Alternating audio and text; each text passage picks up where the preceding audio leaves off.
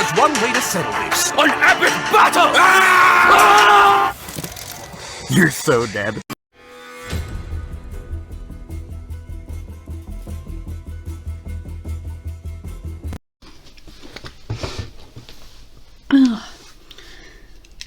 Episode 4 of Rain. It's called Hearts and Minds, but I think the best title for this episode would be That Was Pointless. Okay, so what is the biggest note I put at the top of this page that I underlined it so distinctly? It is this. But you can't see with the microphone in the way. Let me put the but let's not put the microphone here. Spilt my pens all over the desk. It was this. Ailey's hair is dumb. She looks as if she's got hair right out of Lord of the Rings. That's the thing. It's like the other ladies. They've got quite nicely styled hair. Like Kenna usually keeps her hair quite straight. She usually like wears these nice headdresses to go with it. Jermaine has very beach wavy hair. It's very thick and curly. Susan again thick and curly. Mary's like, she usually has straight hair. She has something on her head sometimes, and then she has like braids with pearls laced into it. Well, Amy has this weird combination of braids around her head, and it looks messy and untidy, and I just kind of think, why can't she just sort of have the braids around you by all means, but like sort of pin it up a bit, or have like pin it up into a nice ponytail and have it all come down here. I don't know, otherwise you kind of look like you stole one of Legolas's prototype wigs. What is the plot of this one? Well, it's the resolution to all the Portuguese stuff. Tomas, he turns out to be an utter arsehole. He pulls a Prince Hans and all of a sudden he's an absolute arsehole and he is threatening Mary's life. So Simon the English diplomat has been framed for the attack on the French troops and the near murder of Bassie.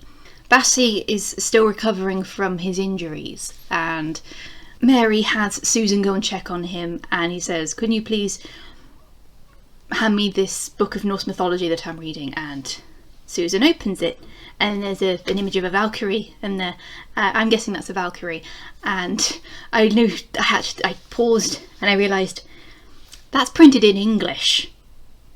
You couldn't have at least gotten one that was printed in French, unless Bassie can understand English. And then all of a sudden the guards show up and they grab Simon the English diplomat, and Henri openly accuses him of sabotaging France and nearly killing his son, and so he is arrested and sentenced to death. And they're going to publicly execute him during a masked ball. Mary is still very much reluctant to marry Tomas.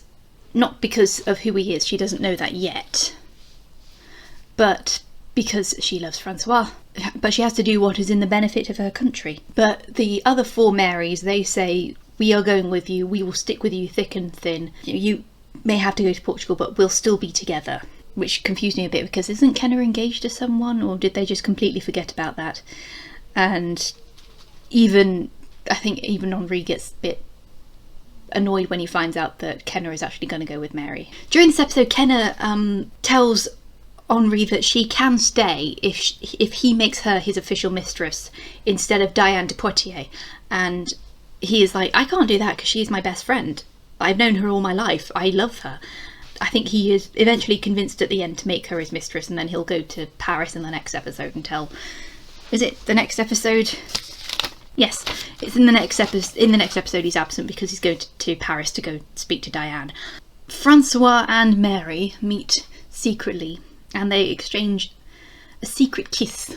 Tomas finds out through his page, Miguel. He turns into a complete arsehole and he says, every time you act out, I will smack Miguel instead of you. Because obviously you're the Queen of Scotland, I can't smack you, but obviously that gets to Mary because she is a very compassionate person, and after he's threatened her, Amy begs Mary not to go through with the wedding. She's like, I can't, I've broken the engagement to Francois, I have to do this. We're going to Portugal. I don't like it any more than you do, which was very strange, because surely you'd want to wait until you're actually married to Mary before you show your true colours, because then she can't do anything about it, because if you do it before she gets married, then she's going to find out everything she can to avoid marrying you. And let me tell you, retroactively, the last time I saw someone talk like that to Mary, Queen of Scots, he eventually ends up strangled half naked in an orchard after his house was blown up. Pity me, kinsman. For the sake of Jesus Christ, pity me! So he's not making any friends here. The main piece of evidence they use to condemn Simon to death for attacking the French troops and injuring Bassie is that a prostitute saw a man with the Royal English seal plotting the whole ambush. And Mary vouches for this. But later, Bertha discreetly gives Mary a copy of the Royal English seal. When I say the Royal English seal, I mean like a seal that you stamp the back of the letter with. You pour the hot wax onto the letter, you get your seal, you stamp it on, the seal sets, and then people know who it comes from. And she's like, "What is this from Simon?" But it later turns out that Tomas actually set everything up. Tomas was behind the whole thing. Tomas was the one that sent word to the English that the French were going to help Scotland, and that made the English kill all the troops that were going to go to Scotland. They suddenly figure it out because they realise, hang on, this whole thing would never have been happened. Like this whole Mary breaking her engagement with Francois and going to marry Portugal would not have happened if those troops hadn't been attacked. Cui bonos? Who benefits? Tomas. And the way they find out Simon's innocence is by realising the rose on the Royal English seal is a different colour. But the whole problem with that is that the Royal English seal, that's such a huge plot point in this story, is that's not what the Royal English seal looks like. It's either going to look like the lion and the dragon with the fleur-de-lis and the 3 lions on the shield, or it's going to be the Tudor fucking rose. Because the Queen of England is a Tudor. But in the show, it's like half a rose and this bushel of wheat. That looks nothing like the Royal English seal. And Simon says that he is related to the Queen through marriage, and his seal, and the rose on his seal is white, whereas the rose on the Royal English seal, is red. Is that my seal stamp? Wondered where that thing went. Tell me, why is your seal so similar to the Royal English seal? The Queen is a cousin by marriage. She styles the rose white. We style it red. Is red, and I just thought, no, that is not how the Tudor rose works. Do not question me on the Royal English seal. The whole point of the War of the Roses, and the end of the War of the Roses, was to have the red and the white combine. I mean, I kept looking at the seal like throughout the episode, and I thought, okay, maybe it's like half rose and half this bushel, because the bushel half might represent Philip II of Spain, who's married to Mary I. That's not his seal either. He would be using the orange lion of the Habsburgs. So they just made up a whole seal to make a contrived plot point. The whole thing was a load of crap, just to stir up pointless drama. Mary, Bassie and Francois figure out that Tomas is behind the whole thing, and Mary goes after the prostitute and confronts her about it, saying, look, you made me look stupid. Has her take back her confession. Timestamp 29:49, there's a bad dubbing, because they have the cutaway, they show the back of the head of the prostitute, and she says, oh please let me go, I'm so frightened. Then at the last, like as those last 2 words are leaving her mouth. It cuts back to her face, and her mouth isn't moving, and I was just like, lol. Simon's seal is different from England's. His rose is red. Please let me be, I'm so scared. The king will have your head for your lies. But the only way they can really show the whole proof to the king and spare Simon and convince Henri that it was Tomas is to find Miguel, Tomas's Tomas's dog's body, let's say. And Tomas has decided to take Miguel into the forest and hunt with him, which in a very thinly veiled attempt to kill him. Wait, did I say red lion? I said orange lion, but it's the red lion with the blue crown. That's the line of the Habsburgs. My bad. Francois and Bassie go after the two of them, and Francois has to fight Tomas alone. Francois's not as good as Bassie at fighting, but Bassie can't fight as well as he can because he's still injured, and he ends up opening his injuries just to defend Francois. But it eventually ends with Francois killing Tomas. That's his first kill. Miguel is shot in the back, but he is still alive and he's able to testify. And then everything's fine, and the wedding between Mary and Francois is back on, and she takes more control in arranging the treaty between France and Scotland. Are you pleased that England has made you their new envoy to Portugal? He's pleased Portugal paid him a king's ransom to stay quiet about what Tomas Well, did to him. with respect, I'm pleased to be leaving here alive, Majesty. Please thank Portugal's king for the sacrifice of his son Tomas, who gave his life to protect our son from a stag's horns while hunting. Kenna, who managed to delay Simon's execution just long enough to get Mary and Francois to clear Simon's name, decides she's ready to be with the king intimately.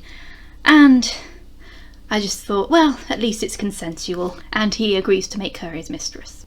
Yes, so let's talk about costumes, because that's what we all came here for. The dresses, again, awful. It was really hard to choose the worst dress in this episode. I did like the dresses at the ball. Mary, for this mass ball, she dresses up as Diana or Artemis, and she's got quite a nice, like, with the whole ensemble, it actually does look quite nice. She's got like the bow, a very nice light green dress, and her mask is actually with the arrows, like she's got like the arrows up here and then the mask is there. I just thought that was very, very nice in total. Susan dresses up as a Valkyrie that she saw in Bassie's Norse mythology book. I thought that was her way of flirting with him. It might not be. We don't know yet. We're going to find out by the end of the series. Yeah, there were two dresses that came to be on the worst dress award. The first one was this really hideous combination dress that Mary wears at the beginning of the episode. It's light green around the skirt, but then there's this yellow front bit attached to it. They are very clearly separate. They're very, the colours clash. That dress is the equivalent of a chimera from Full Metal Alchemist. Do you want to know what I'm talking about? I can show you what I'm talking about. That dress was the equivalent of Nina from Full Metal Alchemist. I'm dead serious. That dress was hideous. I wanted to punch the person. I be careful of what you say on YouTube. I'm just saying, like, I just want to be like, whoever thought that dress was a good idea, you need your eyes checked, love. Don't punch people, okay? Not unless it's an actual boxing match and people actually want to be punched. Yeah, that dress was pretty hideous, and I was definitely gonna put it on there, but then there's another dress towards the end that again Mary is also wearing during the scene where they decide that the engagement between Mary and Francois is back on, and Mary is wearing this white dress. It's like lace from her neck to her waist. It's that kind of lace alone would pretty much be impossible to make during the that era either way, but even if it was, it'd be super expensive because lace was really hard to make back then. It would take hours and hours just to make a couple of inches. That lace looks as if it's been made on a machine. I mean, I've seen dresses with that kind of fake lace in Primark, definitely around the time period that it came out. And obviously she's wearing some sort of like flesh coloured netting underneath it, so you can't see her tits because you can very much see like skin sort of stuff underneath. But that is that, like anything that would have the hint of nudity like that would never have flown in a court, even if it was the French court. And then on the skirt is basically what made me realise this dress is awful. Like the entire skirt is plain white, except for these brown stars that are etched onto the left of the skirt. Was it the left of the skirt? Yes, the left side of the skirt. And you don't notice until she brought out the skirt to curtsy to the king. And there's also like a sort of streak to make it look like it's shooting stars, but it looked as if a dog with an impacted anal gland sat on the dress and scooted along. I think the fact that it was brown made me think of that. And I'm sorry for making you imagine that sort of thing, but it would have been fine if it hadn't had those shit streaks on them. So that and the Nina Full Metal Alchemist dress, those were the worst dresses in this episode. I didn't even get to mention the whole bit where Jermaine has her boyfriend show up at the ball in secret, and it's part of their forbidden romance, the thrill of being caught. Oh, never mind. That's episode 4 of Reign. So that whole Tomas thing was pointless. Yes, I really believed she was going to marry Portugal. I was so convinced. How is she going to get out of this one? And I think you guys need to do a simple Google search to realise what the Royal English seal is in the Tudor dynasty. Oh, I think I've said enough for today.